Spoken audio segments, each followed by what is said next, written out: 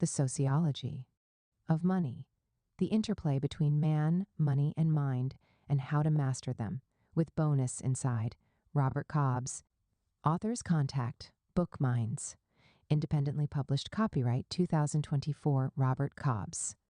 Disclaimer. The information provided in this book is for educational and informational purposes only. It is not intended as financial, legal, medical, or psychological advice. The author and publisher make no representations or warranties regarding the accuracy, completeness, or applicability of the information contained herein. Any actions taken based on the information in this book are the sole responsibility of the reader. The content of this book reflects the author's personal opinions, experiences, and research.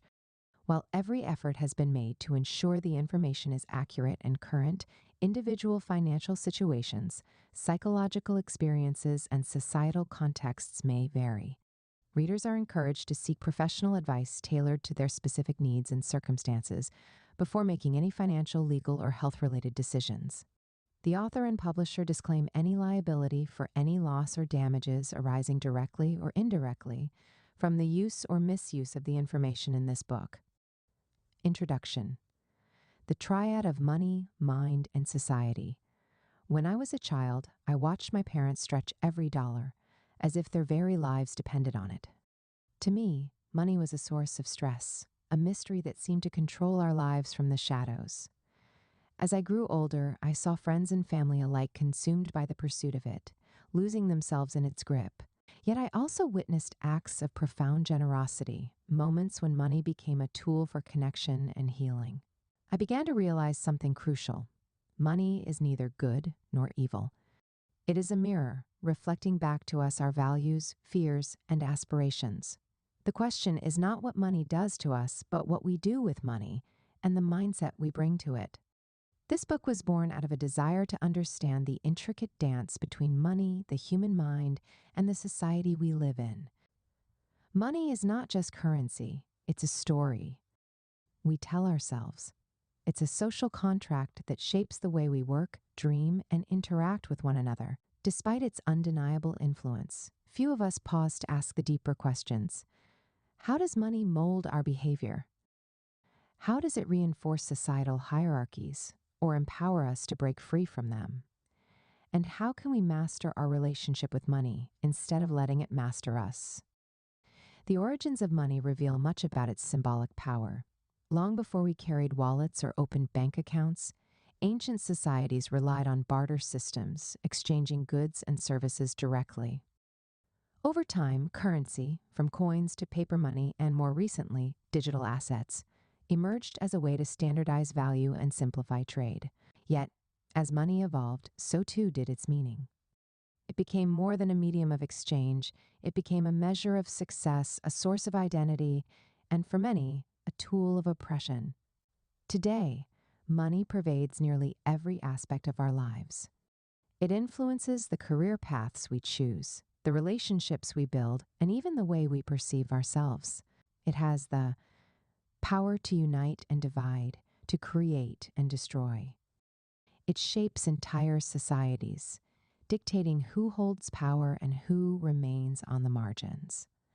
And at the individual level, money often becomes a reflection of our deepest psychological struggles: scarcity, fear, greed, or the endless chase for security and status. But here's the good news: we are not powerless.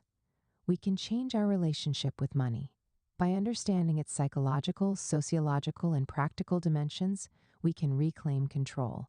We can learn to see money not as an end in itself, but as a means to something greater. Mastering the interplay between money, mind, and society is not just about personal financial success. It's about creating a life of purpose and contributing to a more equitable world. In the chapters ahead, we will explore how money shapes human behavior, reinforces societal structures, and interacts with individual psychology. We will uncover the stories we've been told about money and examine how they influence our daily lives. Most importantly, we will learn how to rewrite those stories to align with our values and aspirations. This journey is not just theoretical, it's deeply practical. Each chapter is designed to equip you with the tools and insights you need to navigate the complexities of money in your own life. Whether you are struggling with financial insecurity, striving for wealth, or simply seeking a healthier relationship with money, this book is for you. The triad of money, mind, and society is at the heart of everything we do. By mastering this interplay, we can unlock not just financial freedom, but a deeper sense of purpose and fulfillment. Let's embark on this journey together. Chapter 1: The Social Life of Money. Money is often seen as a simple tool, a means to pay bills, acquire goods, or save for the future. But in reality, money is one of the most profound social inventions in human history. It's not just about economics. It's about how we, as individuals and societies, decide what we value, how we interact, and even how we define success and security. To understand money is to understand the very foundation of human relationships and cultural development. Money as a social construct, from barter to cryptocurrency. The origins of money lie in its role as a problem solver. Thousands of years ago, societies relied on barter systems, where goods and services were exchanged directly. A farmer might trade wheat for a cobbler's shoes or a weaver's fabric for a potter's bowls. But what happened when the farmer didn't need shoes? Or when the cobbler couldn't find a potter who wanted shoes? The limitations of barter created inefficiencies, leading to the need for a universal medium of exchange. The earliest forms of money were objects that held intrinsic or agreed upon value: cowrie shells, beads, and eventually metals like gold and silver. These were not chosen arbitrarily. Their value was determined by qualities like rarity, durability, and cultural significance. Societies agreed on these values, and in doing so, money began its journey as a social construct. Fast forward to today, and the evolution of money is nothing short of remarkable. Paper currency replaced metals, representing value rather than possessing it. Later, plastic cards and electronic transactions made money intangible. Now, with the rise of cryptocurrency, money has taken an even more abstract form, existing as code on a blockchain, a decentralized global ledger where trust is established through technology rather than government backing. Each stage of money's evolution reflects a collective agreement. Cowrie shells had value because people agreed they did. Gold held power because it symbolized wealth and stability. Today's currencies, from the dollar to Bitcoin, operate on trust in systems, governments, or algorithms. At its core, money exists because we, as societies, allow it to exist. How societies assign value to money. The assignment of value to money is not based on inherent worth, but on societal consensus. Take a bill. Its paper and ink are worth mere cents, but it can buy groceries, pay for services, or even change lives. Why? Because society agrees that it has value. This agreement is reinforced by institutions like governments and banks, which ensure the currency's stability and legitimacy. Interestingly, the value we assign to money often reflects deeper cultural and psychological values. For example, in capitalist societies, money is frequently tied to individual freedom, ambition, and status. Accumulating wealth is often seen as a marker of success. On the other hand, in more collectivist cultures, money may be valued for its role in maintaining family ties and community obligations. The way we assign value to money also evolves with societal needs and technological advances. Digital currencies like Bitcoin challenge traditional systems by decentralizing value and removing the need for intermediaries like banks. This shift is more than technological, it's cultural. It reflects a growing desire for autonomy and distrust of centralized power. At a personal level, we each assign value to money differently based on our upbringing, experiences, and cultural backgrounds. For some, money represents security, a buffer against life's uncertainties. For others, it's a pathway to luxury or a means to support loved ones. These personal values drive how we earn, spend, and save, shaping our financial behavior in profound ways. The role of money in shaping cultural norms and human relationships. Money doesn't just facilitate transactions, it influences how we see ourselves and relate to others. In many ways, it is a silent architect of culture and human connection. In societies where wealth is celebrated, money often becomes a symbol of success and status. Think about how people define their identities around material possessions: the car they drive, the clothes they wear, or the neighborhoods they live in. These markers are more than personal preferences. They're cultural signals shaped by money's role in society. This influence extends to human relationships. Money has the power to bring people together or drive them apart. In families, financial stress can strain marriages or parent-child relationships. At the same time, shared financial goals. Saving for a home, funding a child's education, or starting a business can strengthen bonds. Friendships, too, are often influenced by money. The ability to share experiences, give gifts, or lend support can enhance relationships, but disparities in financial circumstances can also create tension. For example, a group of friends might struggle to agree on where to dine or travel if their financial means differ significantly. Even love isn't immune to money's influence. Research shows that financial compatibility is one of the key factors in long-term romantic success. While money itself doesn't guarantee happiness, mismatched financial values or habits can lead to conflict and resentment. At a broader level, money shapes societal norms by dictating what is valued. For instance, in economies driven by consumerism, people are often encouraged to spend rather than save, equating happiness with material abundance.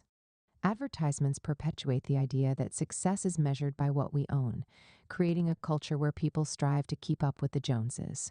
On the flip side, money can also be a force for positive cultural change. It funds innovation, builds communities, and enables acts of generosity. Philanthropy, for example, is a powerful way in which individuals and organizations use money to drive social progress, from supporting education to fighting poverty and climate change, making it personal and practical.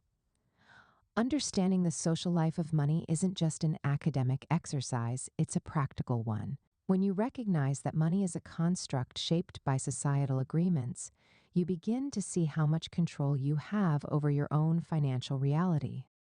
For example, if you've ever felt trapped by the pursuit of money, it helps to remember that its value is not fixed but fluid.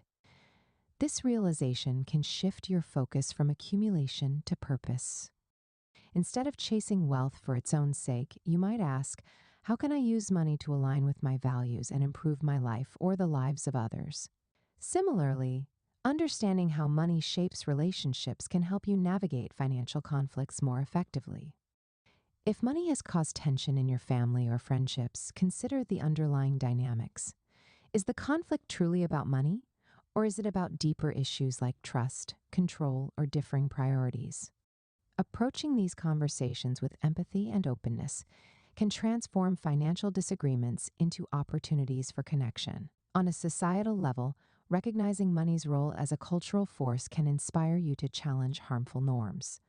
If you find yourself caught in a cycle of consumerism, ask, am I spending in ways that reflect who I truly am, or am I buying into societal expectations?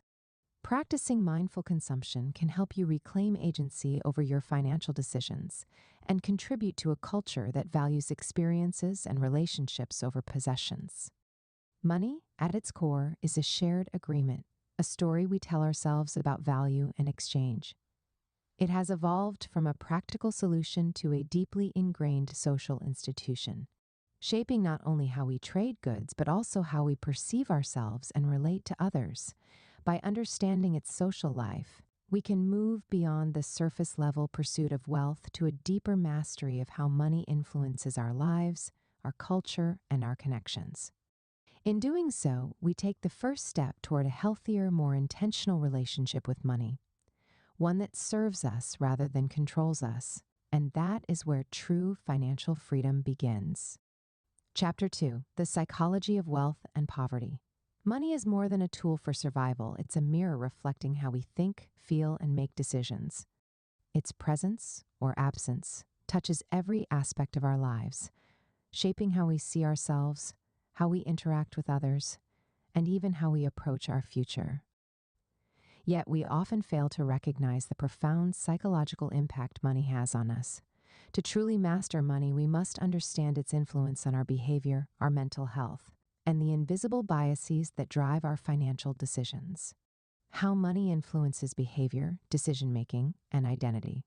Imagine receiving an unexpected windfall, a bonus at work, or a lottery prize. How would you spend it? Would you save it, invest it, or splurge on a long-desired item?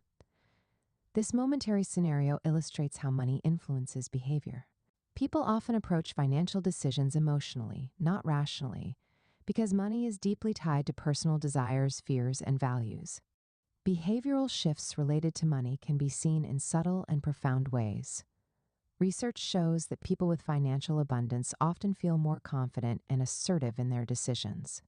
They may take greater risks because they have a safety net to cushion potential losses. Conversely, those with limited financial resources are more likely to approach decisions cautiously, focusing on immediate needs rather than long-term goals. This dynamic is particularly evident in how money shapes identity. For many, wealth becomes a source of pride and a marker of success. Statements like, "I've made it," often refer to financial achievements.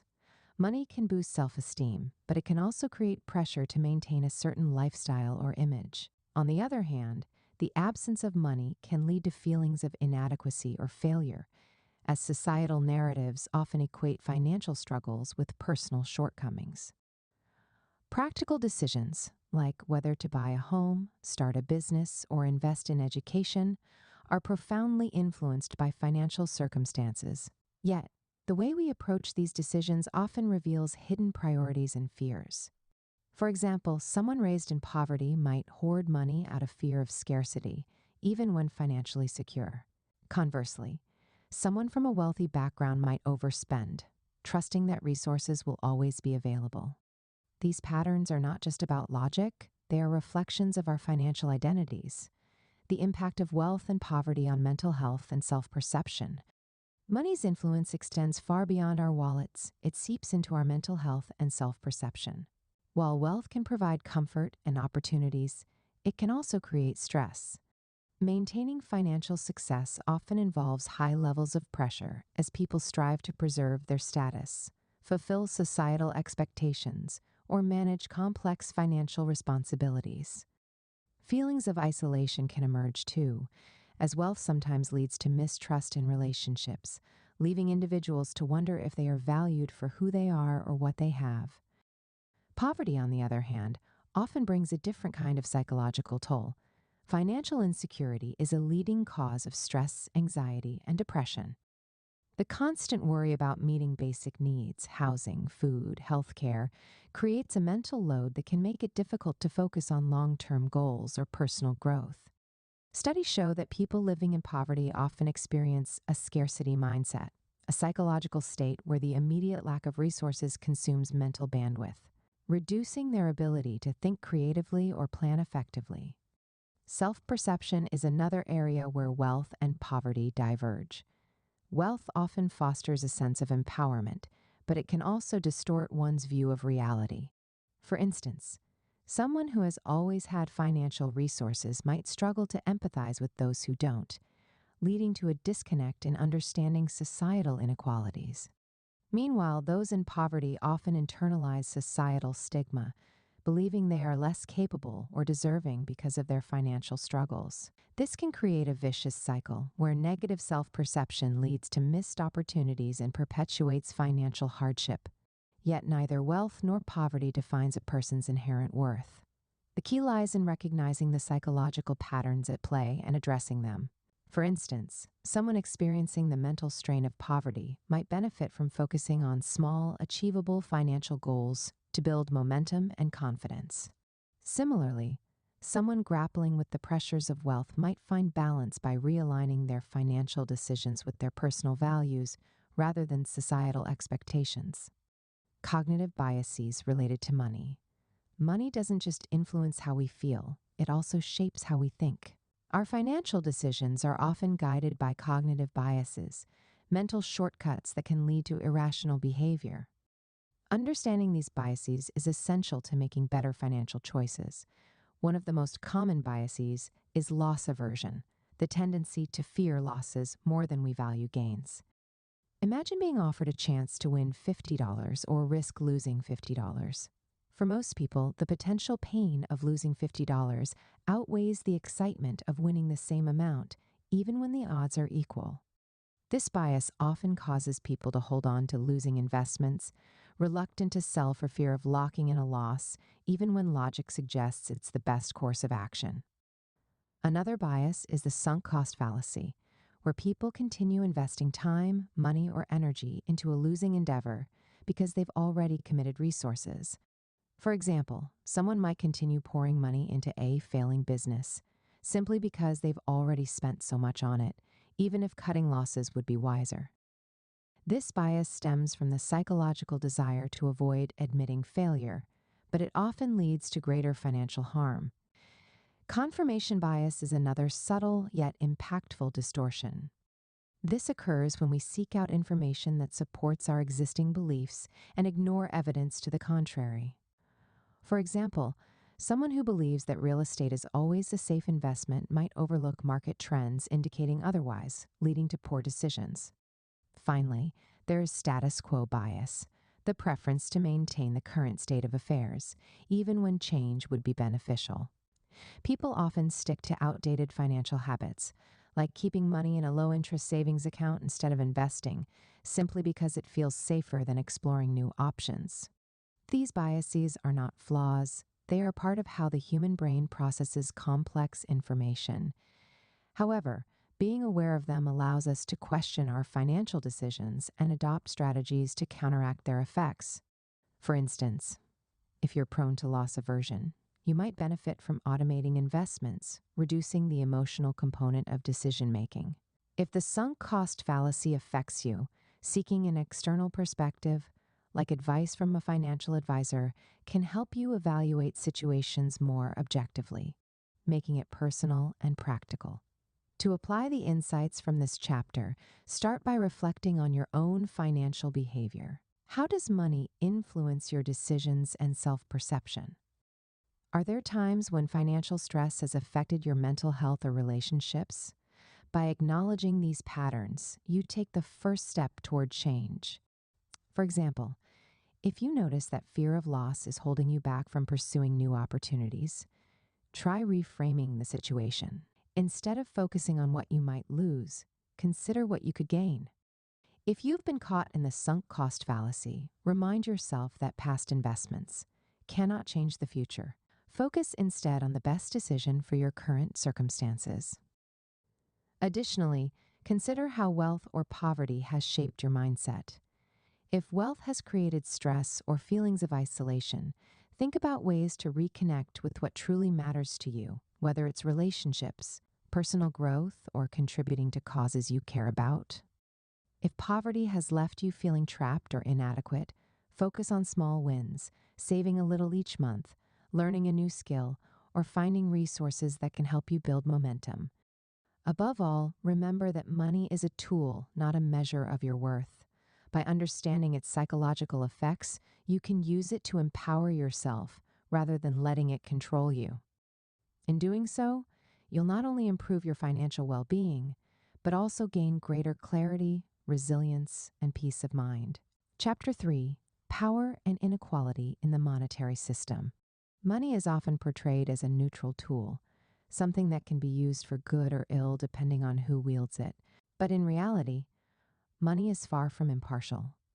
It is a system deeply woven into the fabric of power and inequality. Across history and societies, money has been a key mechanism for creating, maintaining, and exacerbating social hierarchies. Understanding how this happens and how we can challenge it requires looking at the structural forces that shape economic systems, the societal consequences of inequality, and the lessons we can draw from history. The role of money in creating and perpetuating social hierarchies. At its core, money determines access to resources, opportunities, and influence. This access, or the lack thereof, creates and sustains social hierarchies. Those with more wealth often enjoy privileges that go beyond material comforts, such as better education, healthcare, and legal representation. Wealth opens doors to social networks, political influence, and cultural capital, creating a cycle where the rich not only stay rich but grow richer. This phenomenon is not just about individual wealth, but systemic patterns. Institutions like banks, corporations, and governments often reinforce hierarchies through policies and practices that disproportionately benefit the wealthy. For example, tax codes in many countries favor capital gains over wages, allowing the wealthy to grow their fortunes faster than those who rely on earned income. At the same time, access to credit and financial services often comes with barriers for lower income individuals. Predatory lending practices and high interest rates disproportionately affect marginalized communities, trapping them in cycles of debt. This isn't just about poor financial choices. It's about a system designed to favor those who already have wealth and penalize those who don't. The psychological impact of these hierarchies is profound. For those at the bottom, the lack of access to money can create a sense of powerlessness and exclusion, while those at the top may develop an inflated sense of entitlement or superiority. These dynamics perpetuate inequality, not just in material terms, but in how people view themselves and others. Economic inequality and its societal consequences. Economic inequality is one of the most pressing issues of our time. While some level of disparity is inevitable in any society, extreme inequality undermines social cohesion, political stability, and economic growth. On a societal level, inequality fosters division. When wealth is concentrated in the hands of a few, it creates a perception that the system is rigged, a feeling that hard work and talent are not enough to succeed. This erodes trust in institutions and fuels resentment, leading to social unrest. Movements like Occupy Wall Street or the global push for higher minimum wages reflect this growing dissatisfaction with economic systems that disproportionately benefit the elite. Inequality also affects opportunities for future generations. In societies with high levels of wealth concentration, access to quality education, healthcare, and career opportunities becomes increasingly dependent on one's family background. This creates a wealth gap that perpetuates inequality over time, as those born into privilege have a head start, while others struggle to climb the economic ladder. The impact of inequality extends to health and well-being. Studies consistently show that more unequal societies experience higher rates of stress, mental illness, and physical health issues across all income levels. This is because inequality breeds competition and comparison, making people feel inadequate even when their basic needs are met. Furthermore, economic inequality has global implications. Wealthy nations often exploit poorer ones through unfair trade practices, resource extraction, and labor outsourcing. This global inequality creates cycles of poverty that are difficult to break, fueling migration crises, environmental degradation, and geopolitical tensions. Historical shifts in wealth distribution and their lessons. History provides invaluable lessons about the distribution of wealth and its effects on societies. While inequality has existed in various forms for millennia, there have been notable shifts that highlight both the dangers of extreme concentration and the potential for reform. In feudal societies, wealth was tied to land ownership, and power was concentrated in the hands of a small aristocracy. The Industrial Revolution disrupted this system, creating new opportunities for wealth through trade, manufacturing, and innovation. However, it also led to the exploitation of workers and the rise of urban poverty. Labor movements and reforms in the late 19th and early 20th centuries, such as the introduction of minimum wages, workers' rights, and social safety nets, helped redistribute wealth more equitably, leading to an era of growing middle classes in many parts of the world. The post-World War II period, often referred to as the Golden Age of capitalism, saw relatively equitable growth in many Western nations. Progressive taxation, public investment in infrastructure and education, and unionization helped narrow the gap between the rich and poor. However, this trend began to reverse in the late 20th century with the rise of neoliberal economic policies. Deregulation, tax cuts for the wealthy, and the weakening of labor protections contributed to the concentration of wealth we see today. One of the most striking examples of wealth redistribution occurred during the Great Depression. The economic collapse exposed the dangers of unregulated markets and extreme inequality, leading to sweeping reforms like the New Deal in the United States.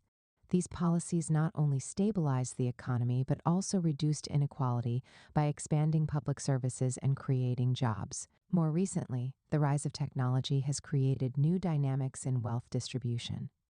While tech innovations have generated enormous wealth, they have also concentrated power in the hands of a few individuals and corporations. This raises questions about how societies can ensure that the benefits of technological progress are shared more broadly, making it personal and practical. Understanding the power dynamics of money and inequality isn't just an abstract exercise. It has practical implications for how we navigate our own financial lives and contribute to societal change.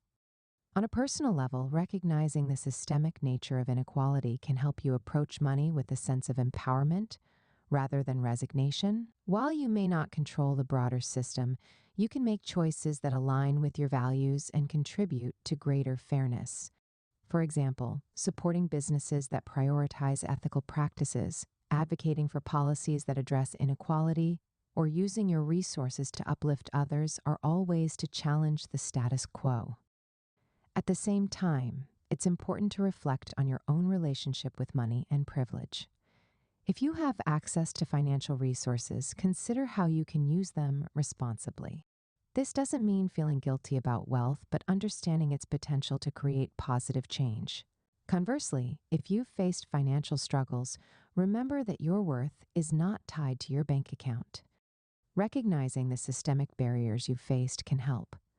You focus on building resilience and seeking opportunities for growth. On a societal level, awareness is the first step toward change. Educate yourself about the policies and practices that perpetuate inequality and look for ways to advocate for reform.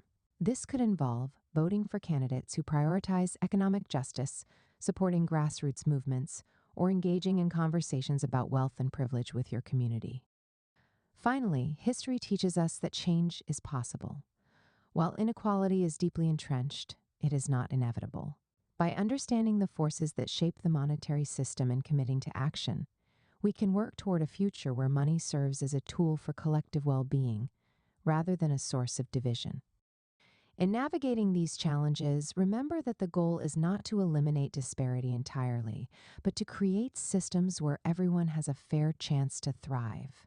By addressing the power and inequality inherent in the monetary system, we move closer to a world where wealth is not just a privilege for the few, but an opportunity for the many. Chapter 4: The Mindset of Abundance Against Scarcity.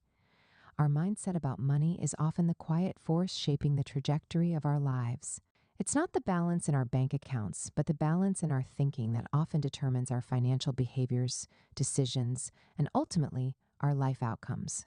Two opposing psychological frameworks, abundance and scarcity, define how we approach money, relationships, and opportunities. Understanding these frameworks, recognizing how they influence us, and learning how to shift toward an abundance mindset can transform not just our finances, but our overall quality of life. Understanding the psychological frameworks of abundance and scarcity. The scarcity mindset stems from the belief that resources are limited, and if someone else gains, it must come at your expense. It's a zero-sum worldview where success and wealth are finite, fostering fear, competition, and anxiety. People with a scarcity mindset often feel trapped, believing there's never enough money, time, or opportunities. This perspective leads to a focus on short-term survival rather than long-term growth. For example, someone operating from a scarcity mindset might avoid investing in their education because they fear they can't afford it, even if that investment could lead to a higher income. They might also struggle with hoarding resources, whether it's money, possessions, or even their time, out of fear they'll run out. Conversely, the abundance mindset is rooted in the belief that there is plenty to go around. It's the idea that wealth, success, and opportunities are not fixed quantities, but can expand with creativity, collaboration, and effort. People. With an abundance mindset, approach challenges with optimism and view setbacks as opportunities for growth. They're more likely to take calculated risks, share resources, and invest in relationships and personal development because they trust in the possibility of future returns. A practical example of an abundance mindset is someone who views networking as a way to build mutual value rather than as a competition for limited job opportunities. They see the success of others not as a threat but as inspiration or proof of what's possible. How mindsets influence financial behavior and life outcomes. The mindset we adopt can significantly influence our financial habits and life outcomes. A scarcity mindset often leads to short-term thinking. People focused on scarcity are more likely to make impulsive financial decisions, such as overspending on payday or avoiding investments, because the immediate relief or fear outweighs the long-term benefits. This creates a vicious cycle. Focusing on immediate needs can limit future opportunities, reinforcing the sense of scarcity. For example, someone living paycheck to paycheck might feel compelled to spend any extra money they receive because they fear it won't last.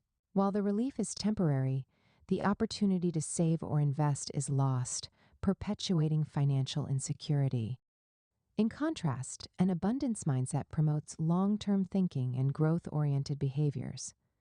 People with this mindset tend to make decisions that build wealth and stability over time, such as saving consistently, investing in education or training, and taking strategic financial risks.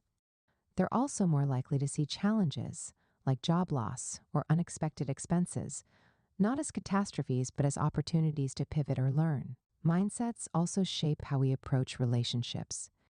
Scarcity-minded individuals might see relationships as transactional, focusing on what they can get rather than what they can give. This can lead to feelings of isolation and mistrust.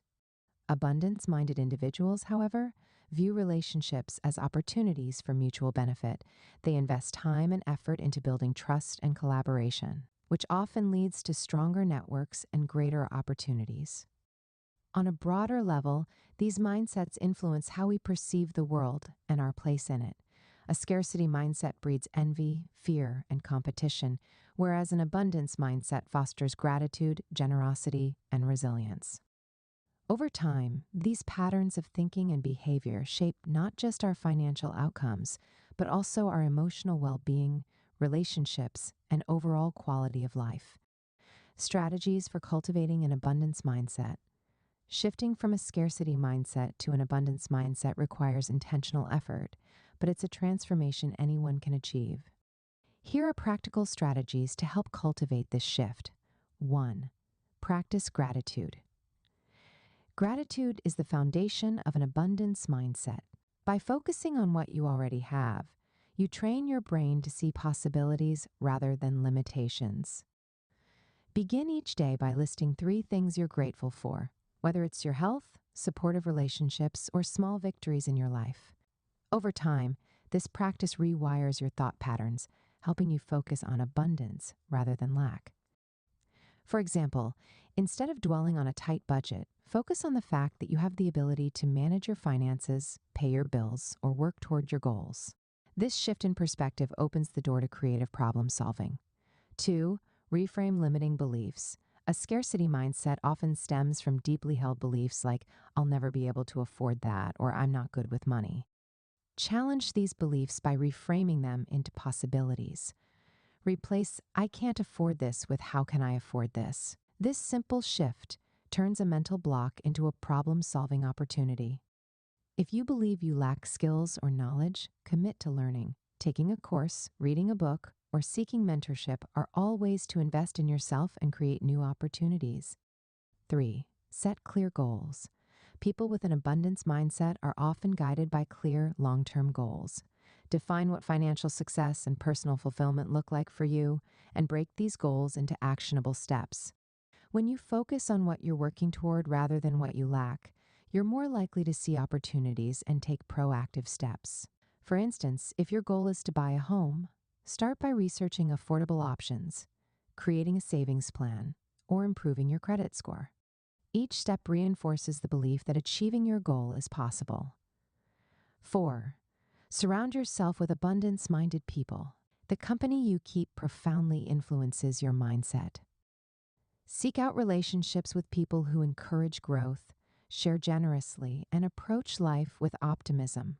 Avoid spending too much time with individuals who constantly focus on scarcity or negativity, as their mindset can reinforce your own fears. Engage in communities, whether online or in person, where people are working toward similar goals. Hearing stories of how others overcame financial challenges can inspire and motivate you. 5. Invest in growth. An abundance mindset thrives on the belief that resources can expand. Invest in areas that promote growth, whether it's your education, skills, or relationships. For example, instead of viewing a professional course as an expense, see it as an investment in your earning potential. Similarly, invest time in activities that foster creativity and resilience, such as journaling, meditation, or exercise. These practices not only reduce stress, but also help you approach challenges with a clear and open mind. 6. Focus on giving. One of the paradoxes of abundance is that giving often leads to receiving. When you share your time, knowledge, or resources, you create value for others, which often comes back to you in unexpected ways. Start small, volunteer in your community, mentor someone, or share your expertise freely. Over time, this habit reinforces the belief that there's enough for everyone, including you. 7.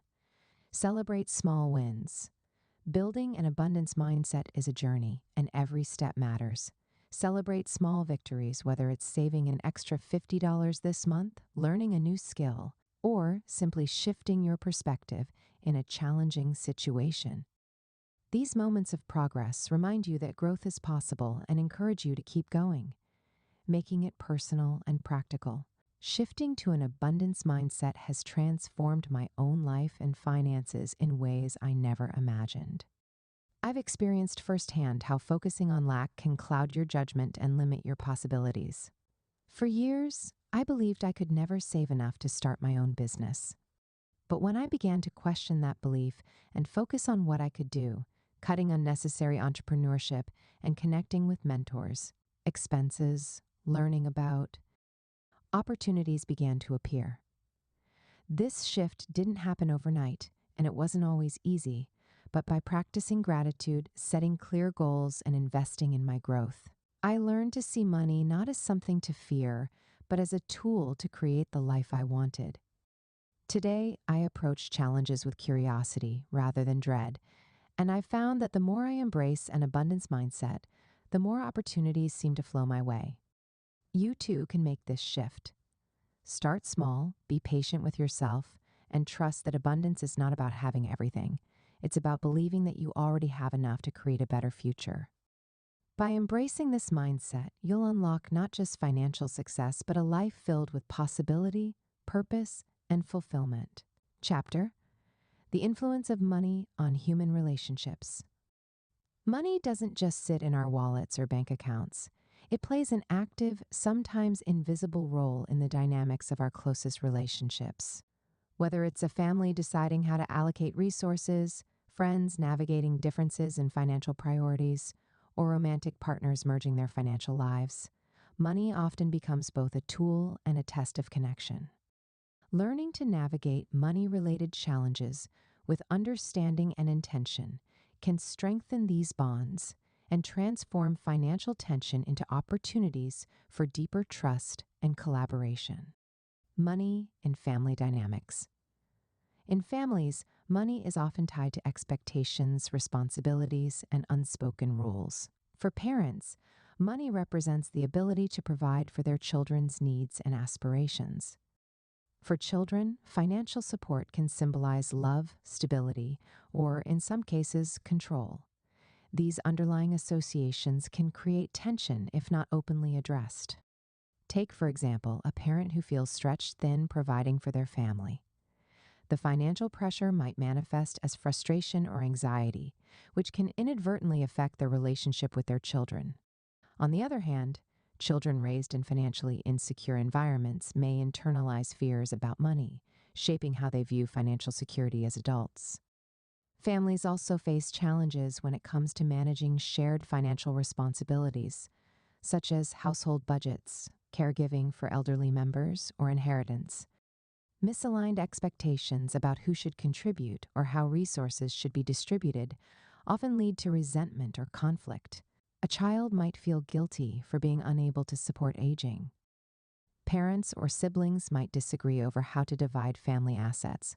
Practical steps for families. 1. Open communication. Families should create spaces to discuss money openly and without judgment. Regular family meetings about budgets or financial goals can foster transparency and reduce misunderstandings. 2. Clarify roles and expectations, clearly define each. Members' financial responsibilities. This can be especially helpful when managing shared expenses like rent or caregiving costs.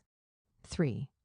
Teach financial literacy. Parents can empower children by teaching them about budgeting, saving, and investing early. This not only builds financial independence, but also fosters respect for shared financial decisions. Money and friendships. Friendships often serve as a refuge from life's pressures, but differences in financial priorities can test even the strongest bonds.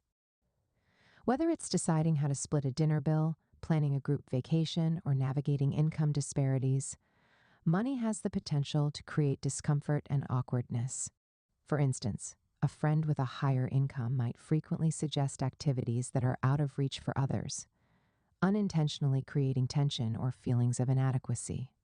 Conversely, someone struggling financially might feel embarrassed to admit they can't afford certain outings, leading to avoidance or dishonesty.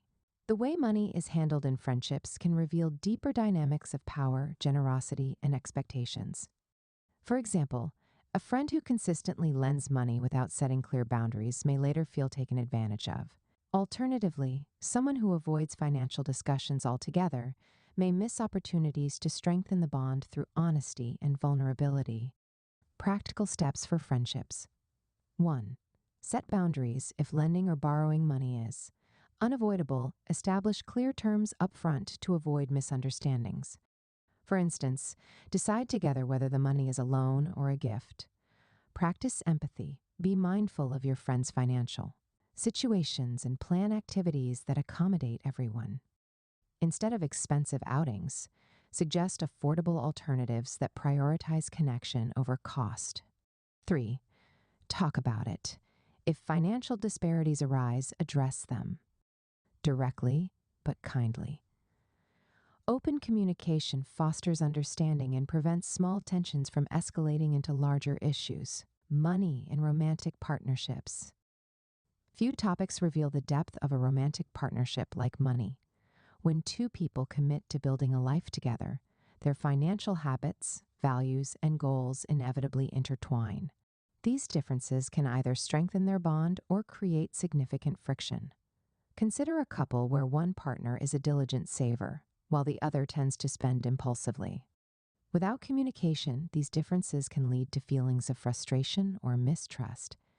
The saver might feel the spender is jeopardizing their shared future, while the spender might feel stifled by what they perceive as excessive control. Money also becomes a source of tension when couples face unequal earning power. A partner earning less may feel insecure or worried they lack decision-making power. Conversely, the higher earner might feel burdened by greater financial responsibility. Conflicts over financial priorities, such as how much to spend on housing, vacations, or children, often stem from deeper values or fears. By addressing these underlying beliefs, couples can build a stronger, more aligned approach to managing money. Practical steps for couples. 1. Have money dates. Schedule regular check-ins to discuss financial goals, budgets, and concerns. These meetings provide a safe space to align priorities and address issues before they become problems. 2. Share financial transparency. Be honest about income, debts, and financial habits. Full transparency builds trust and ensures both partners are on the same page. 3. Create joint goals. Establish shared financial goals, like saving for a house, paying off debt, or planning a vacation. Working toward these goals together fosters collaboration and a sense of partnership. 4. Respect individuality while shared finances are. Important, allow room for individual spending. Each partner should have some financial autonomy to maintain a sense of independence. Conflicts in communication around financial matters. Money is one of the most common sources of conflict in relationships, not because of the numbers themselves, but because of the emotions and values tied to them. Fear, shame, guilt, and even pride can cloud conversations about money, making it difficult to find common ground. For example, someone raised in a financially insecure household might approach money with extreme caution, prioritizing savings above all else. Their partner, who grew up with financial abundance, might see spending on experiences as a way to enjoy life. Without understanding each other's backgrounds, these differences can feel like personal attacks rather than opposing strategies. The key to resolving financial conflicts lies in effective communication. Listen to understand instead of arguing over right or wrong financial decisions. Seek to understand your partner's or family member's perspective. Focus on solutions. Approach conflicts as a team by brainstorming solutions together. For instance, if one partner wants to save while the other wants to spend, agree on a budget that accommodates both priorities. Seek help if needed. Financial therapy or counseling can provide tools and insights for navigating persistent money-related conflicts. Strategies for building healthy money-related interactions. Regardless of the relationship, a proactive approach to money matters can prevent conflicts and deepen trust. Here are universal strategies for fostering healthy financial interactions. 1. Create a judgment-free zone. Encourage open conversations about money without criticism or blame. This environment makes it easier for people to share their concerns, mistakes, and goals. Educate yourself and others. Knowledge is power. By learning about budgeting, saving, and investing, you can make informed decisions and share valuable insights with your loved ones. 3. Prioritize fairness. Fairness doesn't always mean equality. In a relationship, fairness might involve one partner contributing more financially, while the other contributes more in non-monetary ways, such as caregiving or household management. 4. Celebrate wins together. Whether it's paying off debt or reaching a savings milestone, celebrate financial achievements as a team. This reinforces positive behaviors and strengthens your bond. Plan for the future. Collaborate on long-term plans such as retirement savings, emergency funds, or educational goals. Shared planning builds a sense of partnership and ensures everyone is working toward the same vision, making it personal and practical. When I reflect on my own experiences with money and relationships, I realize how much I've grown through both challenges and successes. I've seen friendships strained by unspoken financial expectations, felt the weight of navigating financial differences in a partnership, and witnessed how open communication can turn tension into trust. In one instance, a close friend and I had a falling out over an unpaid loan. For months, I resented the situation, but when we finally talked, I realized they had been too embarrassed to admit their struggles. That conversation taught me the importance of empathy and setting clear boundaries up front. In my romantic relationship, money once felt like a sensitive topic. But when we started having regular money dates, we discovered that our financial goals were more aligned than we thought. The trust we built through those conversations has carried over into other areas of our lives, making us stronger as a couple. These experiences remind me that while money can create stress, it's also an opportunity to build stronger, healthier connections. By approaching money with intention, transparency, and compassion, we can transform it from a source of conflict into a tool for deeper understanding and collaboration. Chapter 6. The Neuroscience of Money. Money has always been more than just a medium of exchange. It is a powerful motivator deeply embedded in human behavior and decision-making. But why does money hold such sway over our thoughts and actions? To answer this, we must delve into the fascinating intersection of neuroscience and finance. Understanding how our brains process money decisions, what drives the allure of wealth, and how we can rewire destructive financial habits offers practical insights for anyone looking to build a healthier relationship with money. how the brain processes financial decisions. When faced with financial decisions, the brain orchestrates a complex interplay of emotions, logic, and instinct. The prefrontal cortex, the brain's rational center, is responsible for weighing costs, benefits, and long-term consequences. This is the part of the brain we engage when creating budgets, planning for retirement, or comparing investment options. However, the prefrontal cortex doesn't work in isolation. The amygdala, the emotional center of the brain, often overrides rational thought, especially when financial choices involve fear, greed, or social comparison. For instance, a sudden stock market crash might trigger a fight-or-flight response, leading investors to sell off assets impulsively, even when long-term logic suggests staying the course. Another key player in financial decisions is the ventromedial prefrontal cortex, which connects emotional and rational responses. It helps us assign subjective value to money-related choices, like deciding whether splurging on a luxury item feels worth it. This area is heavily influenced by personal experiences, societal norms, and upbringing. Practical tip: when making financial decisions, pause and engage the rational brain. Ask yourself, is this decision driven by emotion, or is it aligned with my long-term goals? Simple techniques like deep breathing or writing down the pros and cons can help reduce emotional interference. Dopamine, reward systems, and the allure of wealth. Money activates the brain's reward system, releasing dopamine, the chemical that fuels motivation, pleasure, and reinforcement. The promise of financial gain, whether from a job promotion, lottery ticket, or stock market windfall, creates a dopamine rush, making wealth seem irresistibly desirable.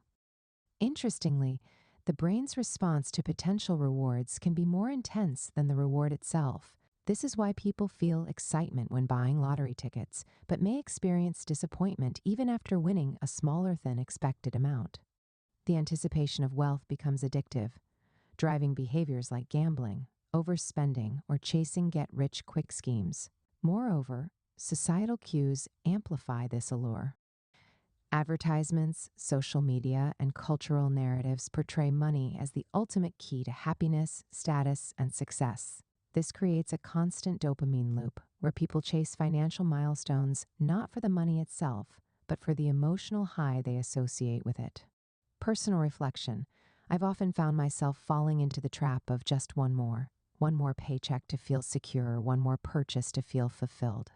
But understanding how dopamine works has helped me question these impulses. Why do I feel excited at the thought of buying something new, and why does that excitement fade so quickly afterward?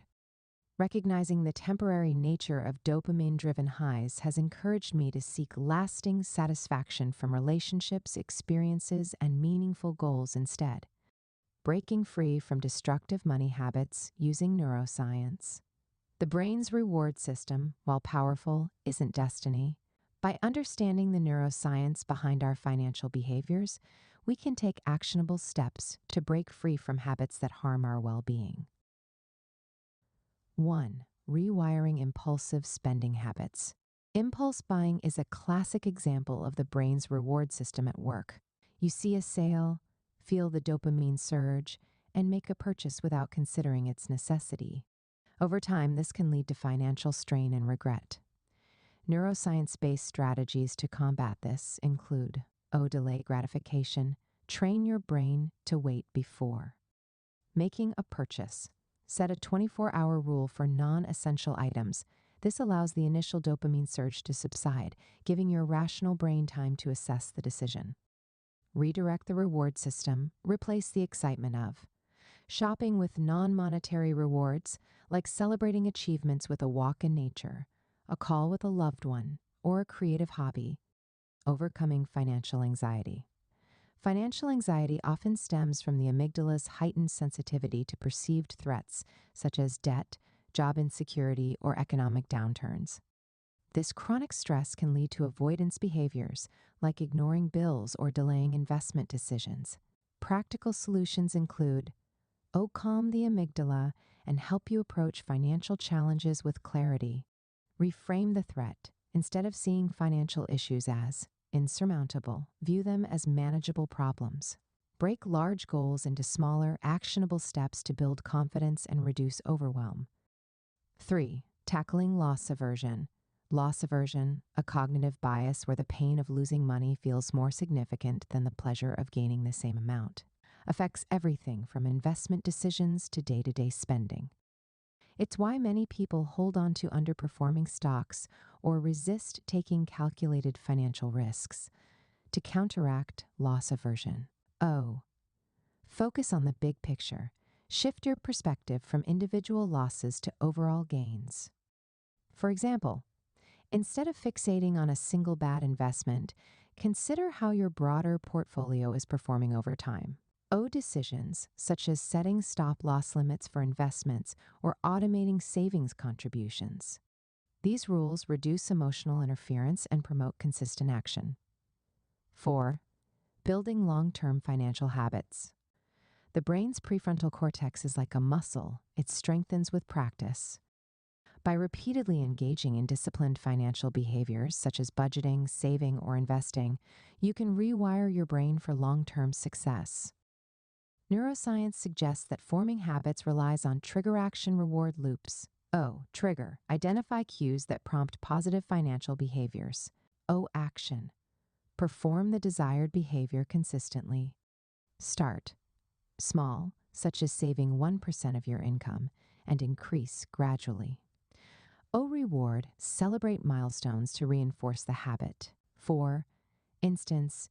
Treat yourself to a small indulgence after reaching a savings goal. Practical steps for financial neuroscience. 1. Journal your financial behaviors. Keep a log of your spending, saving, and decision-making patterns. Over time, this helps you identify triggers, emotions, and biases influencing your choices. Engage in financial visualization. Visualize achieving financial goals, such as paying off debt or building an emergency fund. Neuroscience shows that visualization activates the brain's reward system, motivating you to take action. 3.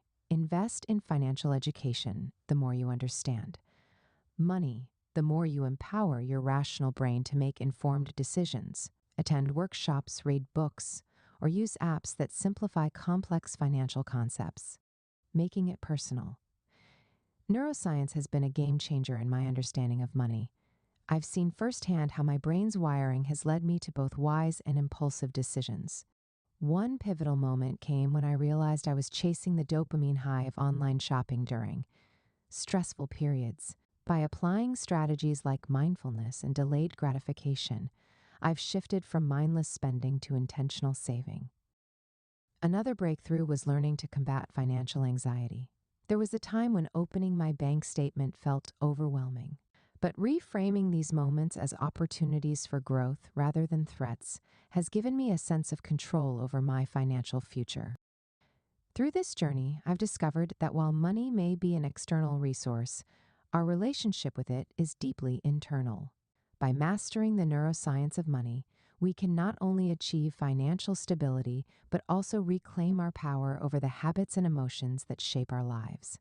Chapter 7. Consumerism and the culture of spending. We live in a world that thrives on consumerism. Every day, advertisements flash before our eyes. Social media glorifies a lifestyle of luxury, and society equates success with material possessions. At the heart of this culture lies a well-oiled machine designed to manipulate human desires and fuel an endless cycle of spending. While consumerism powers economies, it also takes a significant toll on individuals, families, and the environment.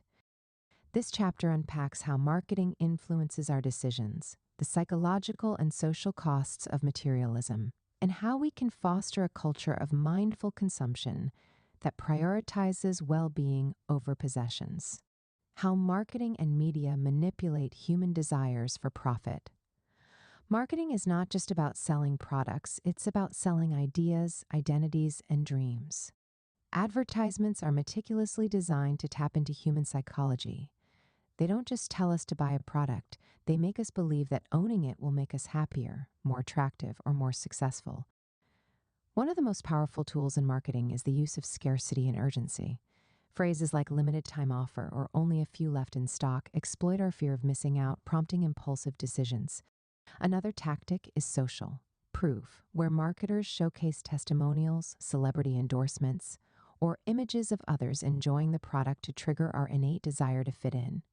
Social media has amplified these strategies.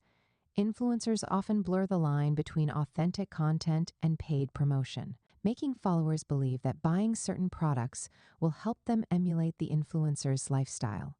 Algorithms ensure that we're constantly bombarded with ads tailored to our browsing habits, making it harder to resist temptation. Personal reflection: I've fallen victim to these tactics more times than I'd like to admit.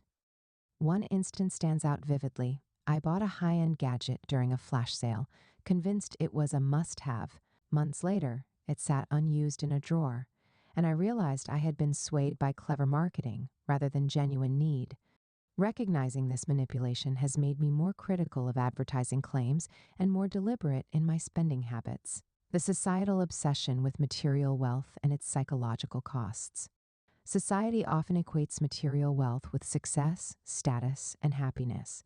From luxury cars to designer clothing, possessions are treated as symbols of achievement. This obsession starts early, with children exposed to commercials that associate certain toys with popularity or joy. By adulthood, the pursuit of material wealth becomes ingrained, shaping career choices, relationships, and lifestyle priorities. Yet, the pursuit of materialism comes at a high cost.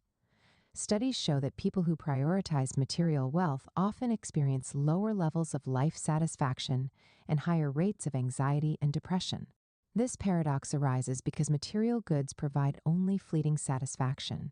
The joy of a new purchase fades quickly, replaced by the desire for the next shiny object, a phenomenon known as the hedonic treadmill. Moreover, the constant pressure to keep up with societal standards can lead to financial stress. Credit card debt, overextension on mortgages, and living paycheck to paycheck are often the hidden consequences of trying to project an image of success. On a broader scale, consumerism also fuels environmental degradation, as the demand for cheap, disposable goods contributes to resource depletion and pollution. Practical insight to combat this cycle: it's important to ask, what truly brings me happiness? For many, the answer lies in relationships, experiences, and personal growth rather than material possessions. Redirecting energy toward these areas can break the hold of consumerism and lead to a more fulfilling life. Building a culture of mindful consumption.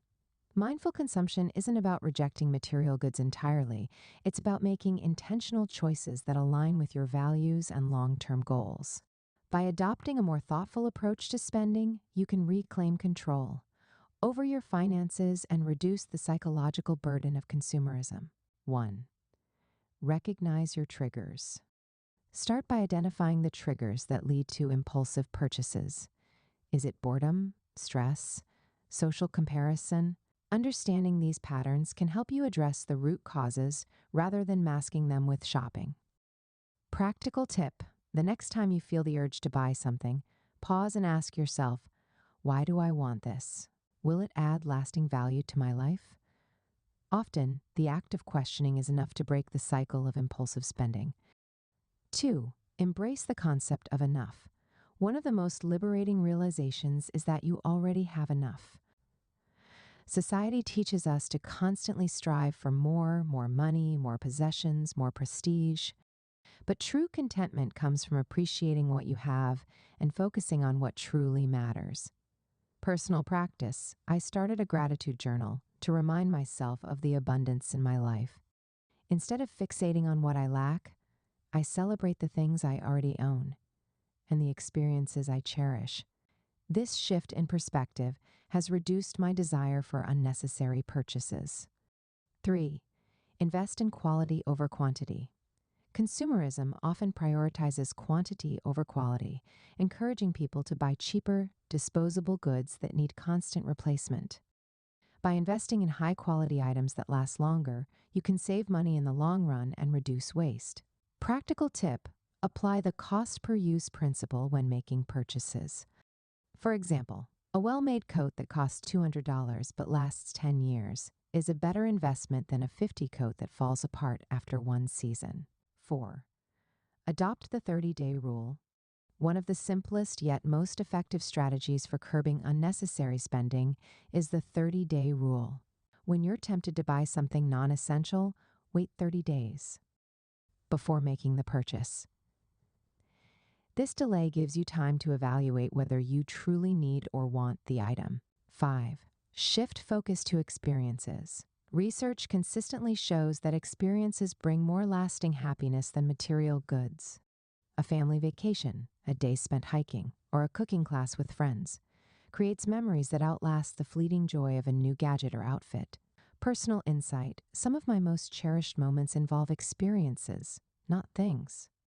I've learned to prioritize spending on activities that foster connection and personal growth, rather than accumulating possessions. 6. Educate yourself on ethical consumption. Be intentional about supporting companies that align with your values, whether it's choosing eco-friendly products, supporting local artisans, or avoiding fast fashion. Your spending habits can reflect your commitment to social and environmental responsibility, making it personal. I once lived under the spell of consumerism, believing that material possessions defined my worth and success. I remember buying a luxury watch, convinced it would boost my confidence and signal my achievements.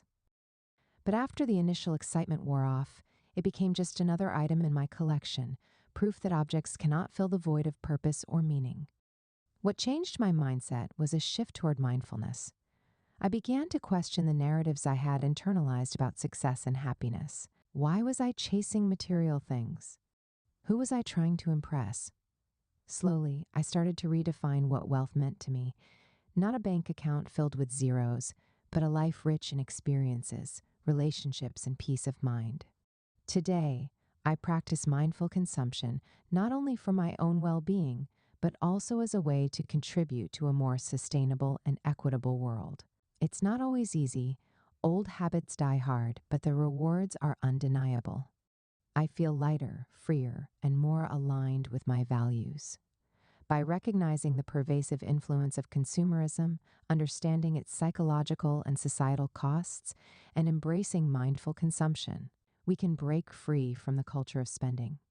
It's a journey of self-awareness and intentionality, one that leads to a life not defined by what we own, but by who we are and what we contribute to the world. Chapter 8. Mastering Financial Literacy. Financial literacy is one of the most powerful tools you can equip yourself with for a secure, fulfilling life. In today's world, it is not enough to simply work hard. You must also understand how money works, how it can work for you, and how to avoid the pitfalls that so often trap individuals in cycles of financial instability. This chapter aims to simplify the complex world of personal finance, providing the foundational knowledge you need to budget, save, invest, and manage debt wisely.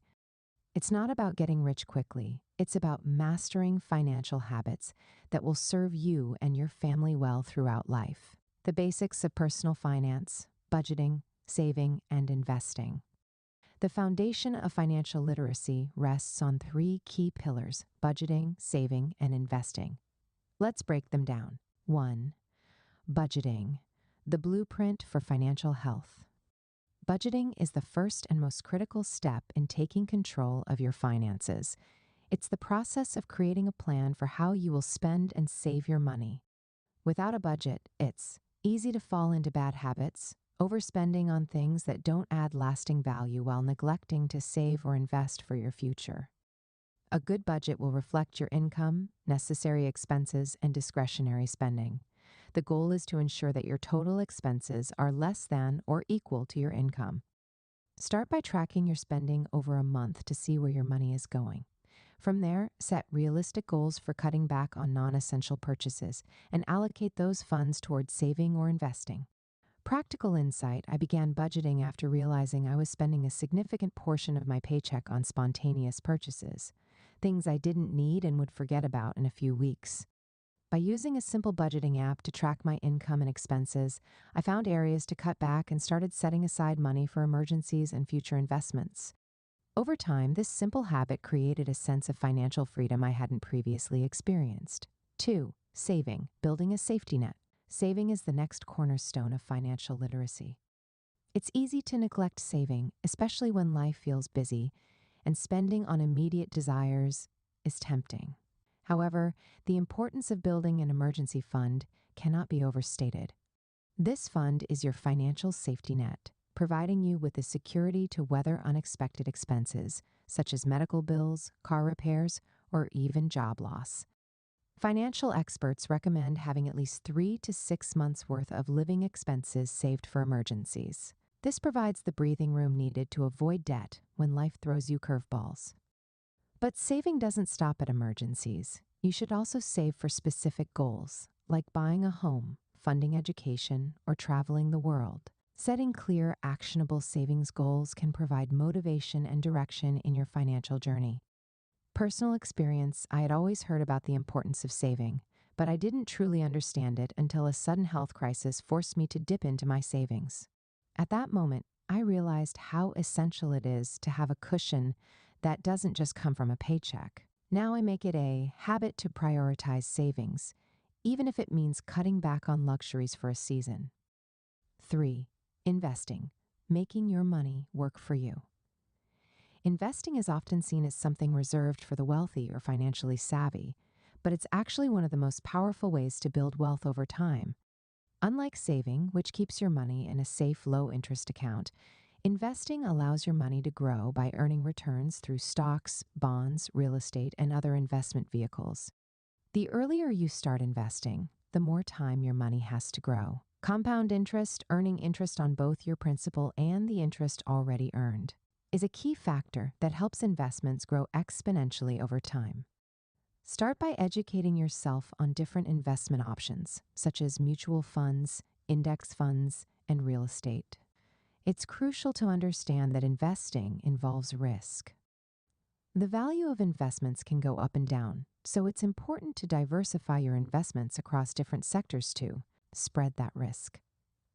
If you're new to investing, consider working with a financial advisor to help navigate this complex arena. Personal insight, my first experience with investing was daunting.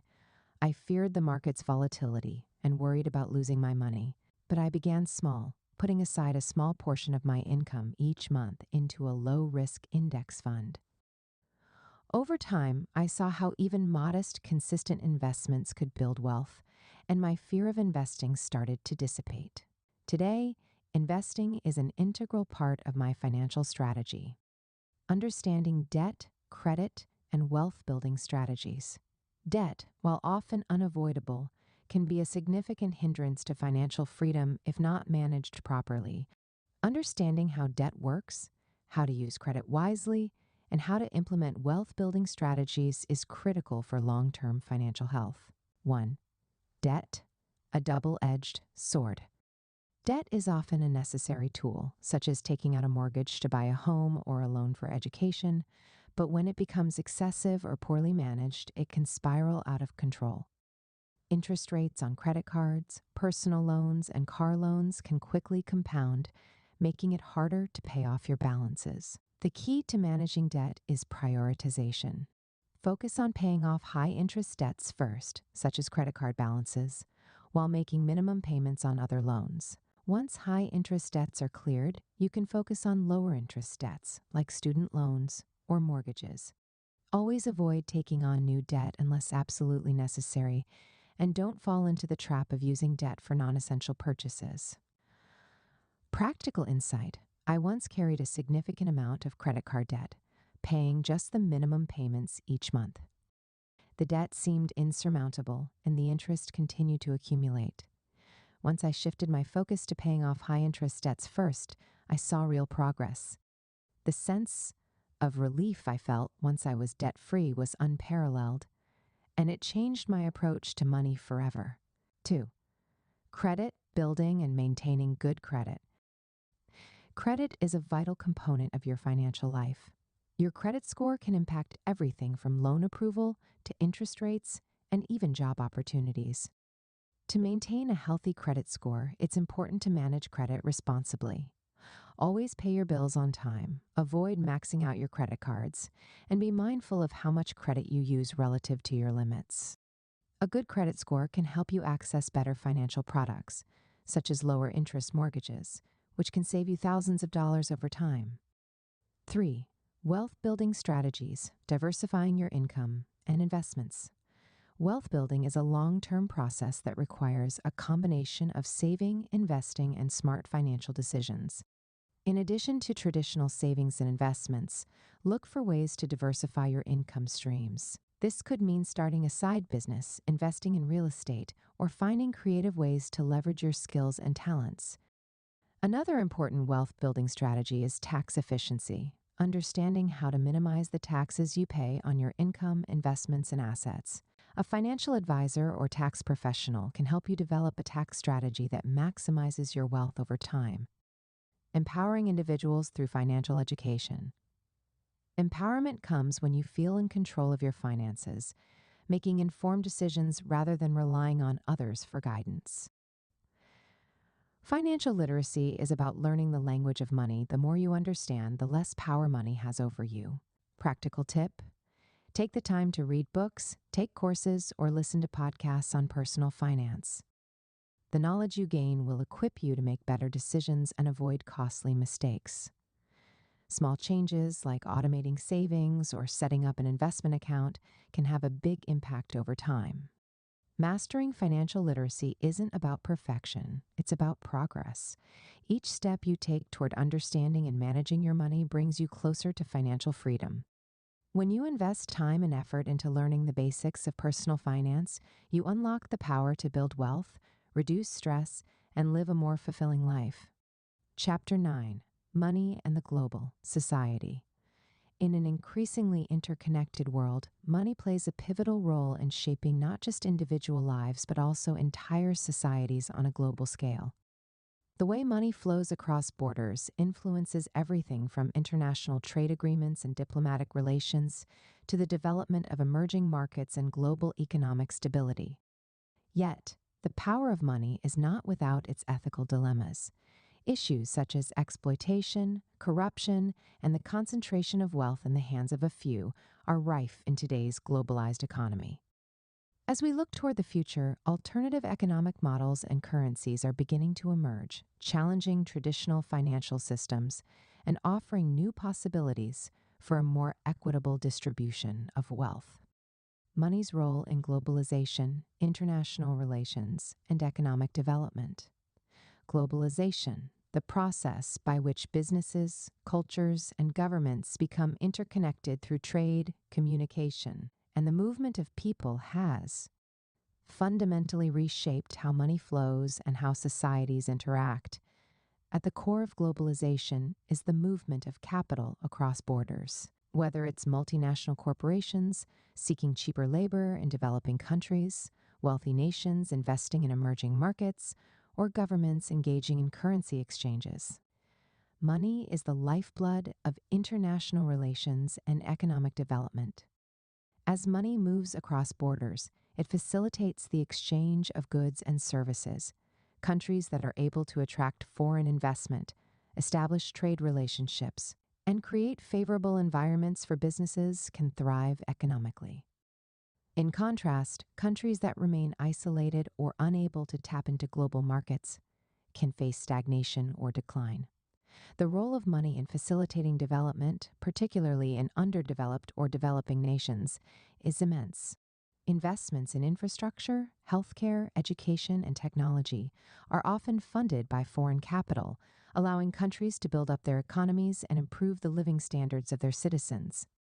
However, while globalization can bring economic prosperity, it also creates disparities. Wealthier nations often benefit disproportionately from global trade, while poorer nations face challenges such as unfair trade practices and exploitation. The flow of money, which in theory should promote equality, often deepens existing economic divides. The global financial system, driven by the interests of large corporations and wealthy investors, can reinforce inequalities rather than alleviate them. Personal insight: I've experienced the stark contrast between wealth and poverty while traveling abroad. In some countries, I've seen the impact of foreign investment in urban areas, shiny skyscrapers, modern infrastructure, and bustling economies. But in rural areas, poverty remains a persistent issue, and it's clear that the benefits of globalization haven't been distributed evenly. This realization made me appreciate the complexity of global finance and the need for ethical, sustainable economic practices. Ethical issues in global finance, exploitation, and corruption. While money's role in fostering economic development cannot be ignored, the ethics surrounding its global movement are highly questionable. There are numerous ethical concerns about how money is accumulated and distributed in the global economy, with exploitation and corruption being two of the most critical issues. Exploitation in the global economy often takes the form of low-wage labor, environmental degradation, and human rights abuses. Multinational corporations, in their pursuit of profits, frequently set up operations in developing countries where labor laws are weaker, wages are lower, and environmental regulations are less stringent. Workers are often subjected to poor working conditions, long hours, and wages that do not reflect the value of their labor. The resources of poorer nations are extracted without adequate compensation, leaving local communities struggling to meet basic needs. Corruption is another significant ethical issue. Corrupt governments, businesses, and financial institutions divert money away from initiatives that could improve the quality of life for citizens. Instead, funds are often siphoned off by politicians or business leaders who engage in bribery, embezzlement, and other forms of financial malfeasance. This can prevent nations from achieving their full economic potential, creating cycles of poverty that are difficult to break. As a consumer and global citizen, we all play a role in this system. The products we buy and the companies we support can either perpetuate exploitation or encourage more ethical business practices. Supporting companies that adhere to fair trade principles, respect human rights, and invest in sustainable practices is one way to use money as a tool for positive change. Reflecting on my own spending habits has been an eye-opening experience. I've become more conscious of where the products I purchase come from and the impact they have on the environment and the people involved in their production. Though it can be challenging to navigate the complexities of global supply chains, the knowledge that my choices can contribute to better working conditions and more ethical business practices motivates me to align my finances with my values. The rise of alternative economies and the future of money. As traditional financial systems and capitalist models face increasing scrutiny for their role in perpetuating inequality and environmental harm, alternative economic models are emerging. These alternative economies aim to create systems that are more equitable, sustainable, and aligned with human well-being rather than corporate profit. One of the most prominent examples of an alternative economy is the rise of cryptocurrencies like Bitcoin and Ethereum. Cryptocurrencies operate outside the control of centralized financial institutions, allowing individuals to engage in financial transactions without relying on banks or government-backed currencies. Proponents argue that cryptocurrencies can democratize finance by enabling people in economically disadvantaged regions to access banking services and protect their wealth from inflation and corruption.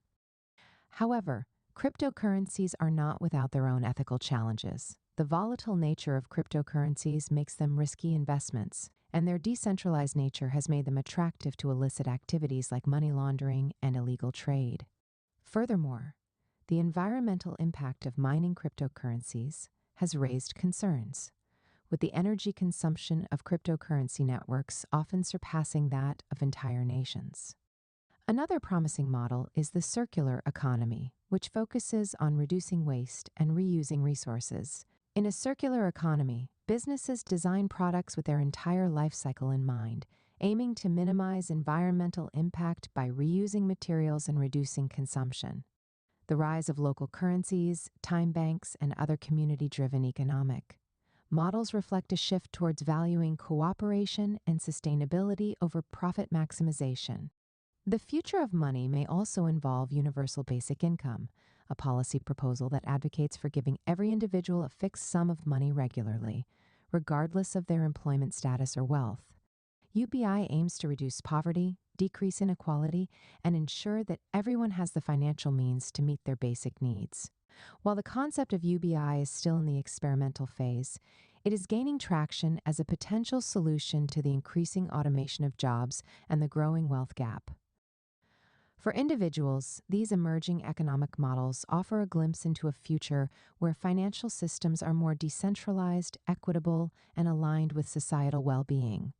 As we face global challenges like climate change, income inequality, and political instability, it's essential to explore new ways of thinking about money and its role in society. Personal insight, my experience with cryptocurrencies has been both thrilling and daunting. The idea of decentralized finance and the potential to create a more inclusive financial system excites me.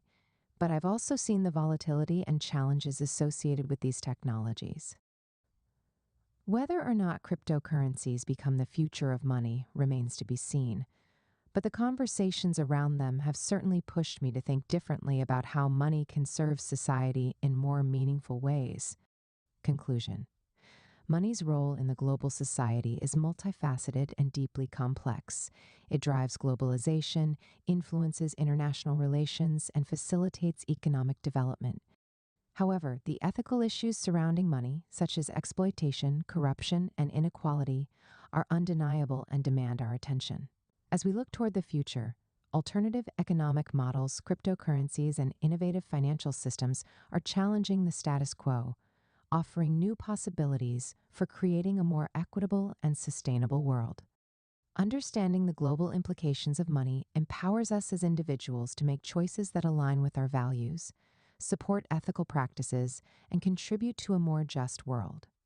The future of money may look very different from the present, but by mastering financial literacy and engaging with global economic issues, we can shape that future in a way that serves both our personal well-being and the greater good. Chapter 10, Reclaiming Mastery, Over Money. Money is often seen as a source of both power and stress.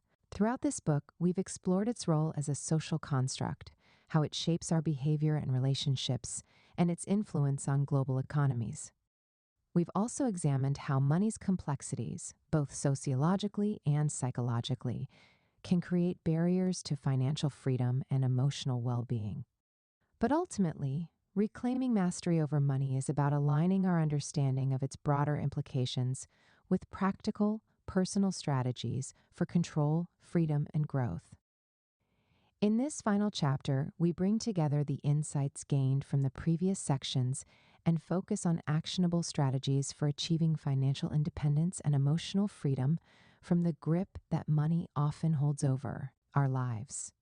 The key to this is not simply accumulating wealth, but transforming our relationship with money. Money should be a tool, one that can help us live more fulfilled, purposeful lives while contributing to the betterment of society. Integrating sociological, psychological, and practical insights. Money is a social force deeply embedded in the fabric of human interactions and societal structures. The way we think about money is shaped by cultural values, the economic systems we operate within, and the relationships we have with others. In Chapter 1, we learned how money is a social construct, how its value is determined by societal norms, and how it can both bind and divide us. These sociological insights help us recognize that the power of money is not inherent. It's a collective agreement on its worth. Psychologically, money has a profound impact on our identities and our emotional well-being. Chapter 2 delved into how wealth and poverty shape our mental health and self-perception. Our mindset around money, whether rooted in abundance or scarcity, plays a major role in the financial decisions we make, as we saw in Chapter 4. Recognizing the psychological factors at play allows us to take a step back and analyze our behaviors, uncovering any unconscious biases or limiting beliefs that may be holding us back. From a practical standpoint, the foundational elements of financial literacy, budgeting, saving, investing, and managing debt are key to mastering money. In Chapters 8 and 9, we explored the basics of personal finance and the complexities of global financial systems. Yet, despite the overwhelming influence of external forces like consumerism and inequality, mastering money still boils down to the decisions we make in our daily lives. To reclaim mastery over money, It's essential to weave together these sociological, psychological, and practical perspectives. Only by understanding the societal and emotional forces at play can we make more informed and empowered financial decisions. Our external actions with money, how we earn, spend, save, and invest, must be in harmony with our inner values and emotional well-being. The two must be integrated to achieve true mastery. Strategies for achieving financial independence and emotional freedom. Achieving financial independence is not just about accumulating wealth. It's about creating a sustainable system where your financial situation supports your life goals, values, and well-being. It's also about cultivating emotional freedom from money, freeing ourselves from anxiety, stress, and fear associated with finances. Here are practical steps to reclaim this mastery. 1. Create a clear vision for your financial future. Before any action can be taken, it's crucial to have a clear vision of what financial independence looks like to you. This vision should go beyond simply wanting more money. It should reflect how you want money to support your life's goals. Do you want the freedom to travel? The ability to invest in a passion project? Or the flexibility to spend time with family without worrying about financial stability? Your vision will act as your financial North Star, helping you prioritize spending, saving, and investing decisions. 2. Develop financial literacy. Financial literacy is an essential skill in reclaiming mastery over money. Understanding the basics of budgeting, debt management, and investing allows you to take charge of your finances. Develop a habit of tracking your expenses, setting clear savings goals, and investing in your future through diversified channels like retirement accounts, stocks, and real estate. It's not about making large amounts of money instantly. It's about making consistent, informed decisions that align with your goals. Start with the foundational concept of living below your means. The ability to save and invest wisely is a direct reflection of your capacity to manage your money well. It's essential to educate yourself about debt, credit, and the long-term impact of financial choices, as these can either propel you forward or keep you trapped in cycles of financial stress. 3. Shift your mindset to abundance. The most powerful shift you can make in mastering money is transforming your mindset. As we discussed in Chapter 4, adopting an abundance mindset can fundamentally change your relationship with money. Abundance doesn't mean limitless wealth. It means believing that there are enough opportunities to meet your needs, that you are capable of generating wealth, and that you deserve prosperity. This mindset shift involves letting go of fear-based beliefs about money and embracing the possibility of growth and opportunities. A scarcity mindset can cause you to act from a place of fear and insecurity, making financial decisions based on short-term desires rather than long-term goals. An abundance mindset encourages thoughtful risk-taking, long-term planning, and the willingness to share and contribute to the well-being of others. 4. Understand the role of money in your relationships. In Chapter 5, we explored how money affects human relationships, whether in family dynamics, friendships, or romantic partnerships. Money can either strengthen bonds or create tension. Achieving mastery over money means having open, honest conversations about finances in your relationships. This involves setting shared goals, respecting each other's financial priorities, and creating a system of accountability. Don't shy away from discussing finances with those close to you. Whether it's with a spouse, family, or friends, these conversations can foster mutual support and understanding. This transparency can also help alleviate stress and reduce the emotional burden of financial decisions. 5. Use money as a tool for personal growth. Money is not just for survival, it's a tool for personal development. The more control you have over your finances, the more opportunities you create for personal growth. Money can be invested in education, self-care, travel, or starting a business. Each of these contributes to your growth as a person and as a contributor to society. Investing in your own development is one of the most powerful ways to reclaim mastery over money. Instead of seeing money as something to be hoarded or feared, view it as an enabler of experiences, learning, and fulfillment. Financial independence means being able to fund your growth and contribute to the world in ways that align with your values. 6. Cultivate a sense of purpose beyond money. Mastery over money involves recognizing that financial success should not be your sole focus. While money can provide comfort, security, and opportunities, it is not the ultimate measure of success. In Chapter 7, we discuss the impact of consumerism and the culture of material wealth. To reclaim mastery over money, it's important to focus on what truly matters to you beyond accumulating material goods. Invest in causes, experiences, and relationships that bring fulfillment and contribute to the well-being of others. A purposeful life is often richer than a life built on financial gain alone. Money is a tool for personal growth and societal betterment. Reclaiming mastery over money is a journey of aligning your financial goals with your personal values and understanding the larger forces at play in society. By integrating sociological and psychological insights, shifting your mindset to one of abundance, and taking practical steps toward financial literacy, you can build the foundation for financial independence and emotional freedom. Money is not an end in itself, it's a tool for personal growth and societal betterment. When used wisely, money can empower you to live a fulfilling life while also contributing to the well-being of others. By mastering money, we have the ability to shape our lives in meaningful ways, create financial systems that promote equity, and use our resources to make the world a better place. Conclusion. Beyond money, living a purposeful life. As we conclude this journey through the sociology, psychology, and practicalities of money, it's essential to recognize that true mastery over money goes beyond accumulating wealth. It is about aligning our relationship with money to our deeper values and aspirations. Money is a tool, not an end goal. It can either control us or be used to propel us toward a life of purpose and fulfillment. The key lies in understanding the interplay between money, the mind, and society, and using this knowledge to create a life that is not just financially secure, but rich in meaning and impact. Throughout this book, we've explored how money shapes our behaviors, relationships, and societal structures. We've uncovered the psychological factors that drive financial decisions and how these can either limit or empower us. We've also looked at the broader social forces that influence wealth distribution, consumerism, and global economies. Yet, amidst all these insights, one truth remains clear.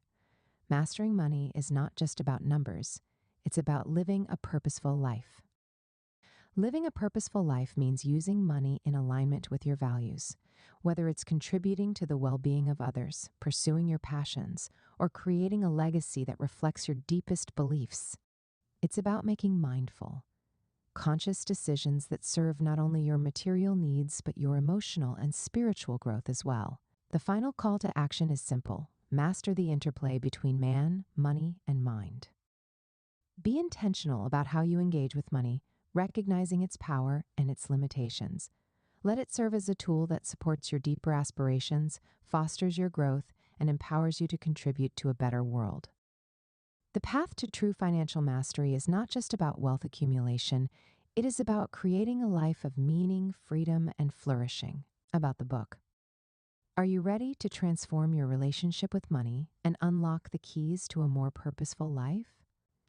The Sociology of Money is not just another financial guide.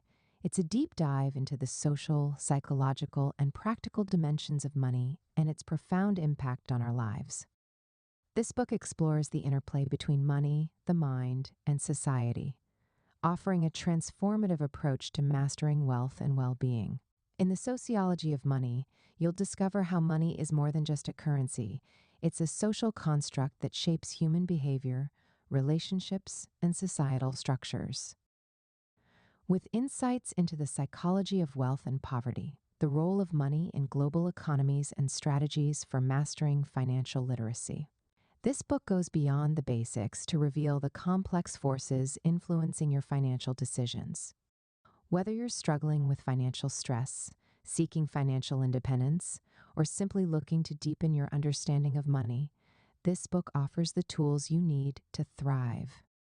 This book shows you how to reshape your mindset, break free from limiting beliefs, and develop the skills necessary to make confident financial choices. This isn't just about wealth, it's about living a life of purpose, peace, and prosperity. Don't let money control you. Take charge of your financial destiny today. Whether you're seeking practical tips on budgeting, saving, and investing, or aiming to understand the deeper forces shaping your financial world, the Sociology of Money provides the insights and strategies you need.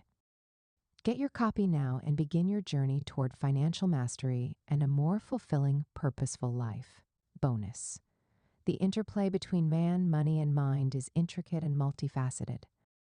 These 33 facts delve into how human behavior, financial systems, and our psychology are deeply interconnected. Understanding this dynamic is key to mastering our relationship with money and achieving both personal and societal well-being. 1. Money is a social construct. Money's value is determined not by any inherent qualities, but by the shared agreement among individuals and societies. Its worth fluctuates based on collective trust and social context. 2. Money affects human behavior. Our relationship with money profoundly influences how we behave. It impacts our choices, priorities, and interactions, often shaping decisions in ways we don't consciously recognize. 3. Psychological impact of wealth. Wealth can increase feelings of security and freedom, but can also lead to increased stress, anxiety, and isolation if not managed mindfully. 4. The scarcity mindset. A scarcity mindset, where people believe resources are limited, can lead to anxiety, poor financial decisions, and a focus on short-term needs rather than long-term growth. 5. The abundance mindset. An abundance mindset, by contrast, views money as a tool that flows in cycles, creating opportunities for growth and fostering generosity, resilience, and proactive decision-making. 6. Loss aversion. People tend to fear losses more than they value equivalent gains.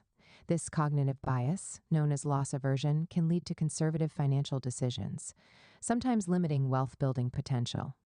7. Financial decision-making is emotional.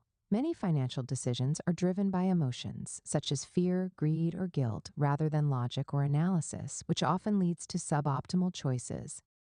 8. Money shapes our identities. How we manage and perceive money can affect our self-worth and identity. People often define themselves by their financial success or lack thereof, tying their value to monetary status. 9. Cognitive biases impact financial choices.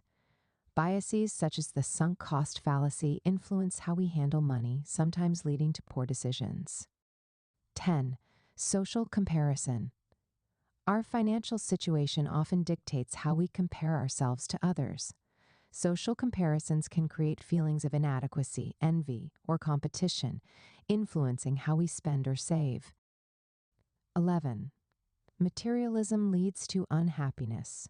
The obsession with material wealth and possessions is linked to lower levels of happiness and life satisfaction, highlighting the need for a more balanced approach to consumption. 12. Money can create hierarchies. Money reinforces societal hierarchies. Those with more money tend to have greater access to power, education, healthcare, and opportunities, perpetuating inequality. 13. Power dynamics are tied to money. The control of money often leads to the control of power. Those who hold wealth have the ability to influence policies, culture, and even individual lives. 14. Economic inequality affects mental health. The gap between the rich and the poor can create societal divisions, contributing to increased stress, depression, and lower overall well-being in lower income groups. 15. Debt and anxiety. Debt can exacerbate feelings of anxiety and stress. Financial instability often leads to poor mental health, affecting both individuals and their relationships. 16. The role of money in relationships. Money can strengthen or weaken relationships. Financial conflicts are among the top reasons for relationship stress, yet open communication about money can foster healthier partnerships. 17. The social role of money. Money plays a role in social bonding. It can foster cooperation and collaboration, but it can also breed competition and division, particularly when resources are scarce. 18. Money and self-worth. People often tie their self-worth to their financial success. However, overvaluing money as a measure of personal success can lead to feelings of emptiness and lack of fulfillment. 19. Money is freedom. For many, money represents freedom, the ability to make choices, pursue passions, and live life on one's terms. However, the pursuit of money itself can sometimes become a form of enslavement. 20. Advertising shapes financial desires. Marketing and advertising create desires that don't always align with our actual needs, pushing consumers to prioritize spending on things that don't add long-term value to their lives. 21. Consumerism and mental health. The culture of consumerism, driven by constant advertising, can cause people to believe that material possessions equate to happiness, leading to financial strain and emotional dissatisfaction. 22. The concept of financial independence. Financial independence allows individuals to make decisions without being constrained by the need for money. Achieving this involves smart budgeting, investing, and long-term planning. 23. Wealth distribution shapes societal health. The distribution of wealth impacts societal health, influencing access to education, healthcare, and opportunities. Economic inequality tends to foster social unrest and lower overall life satisfaction. 24. Social media influences spending. Social media platforms contribute to financial stress by encouraging people to compare their financial situations with those of others, leading to feelings of inadequacy or a desire to overspend. 25. Financial literacy empowers individuals. Understanding how to budget, save, invest, and manage debt is essential for achieving financial independence. Financial literacy equips individuals with the knowledge to make informed choices. 26. Dopamine and money. The brain's reward system is activated when we make money or make purchases. This dopamine rush can lead to impulsive spending behaviors, often outweighing rational decision-making. 27. Mindful consumption. Mindful consumption involves intentional spending, focusing on what truly brings joy or adds value to our lives, as opposed to impulsive purchases driven by societal pressures. 28. Sustainability and money. Sustainability involves considering the long-term impact of our financial decisions. People are increasingly choosing investments and products that are socially responsible and ecologically sustainable. 29. The power of saving. Saving is a tool of financial empowerment. Building savings over time creates a safety net that provides security and peace of mind, reducing the stress associated with unexpected financial setbacks. 30. Wealth does not equal happiness. While money can provide comfort and security, studies show that after a certain point, additional wealth does not significantly increase happiness. Fulfillment often comes from relationships, experiences, and personal growth. 31. Money as a means, not an end. Money is a means to an end, not an end in itself. It should be used as a tool to achieve personal goals, whether that's freedom, security, or the ability to help others, rather than an object to be hoarded. 32. The influence of childhood experiences. Childhood experiences with money influence adult financial behaviors. Families' attitudes toward money, whether frugal or extravagant, tend to shape individuals' financial habits later in life. 33. Money's potential for societal betterment. Money, when managed responsibly and ethically, has the power to contribute to societal betterment. It can be used to fund education, healthcare, infrastructure, and social programs that improve quality of life for all. These 33 facts show that money is more than a simple tool for transactions. It's intertwined with every aspect of human existence. By understanding the deep psychological and societal forces at play, we can reshape our relationship with money, creating healthier, more empowered financial behaviors that align with our values, aspirations, and a greater sense of purpose.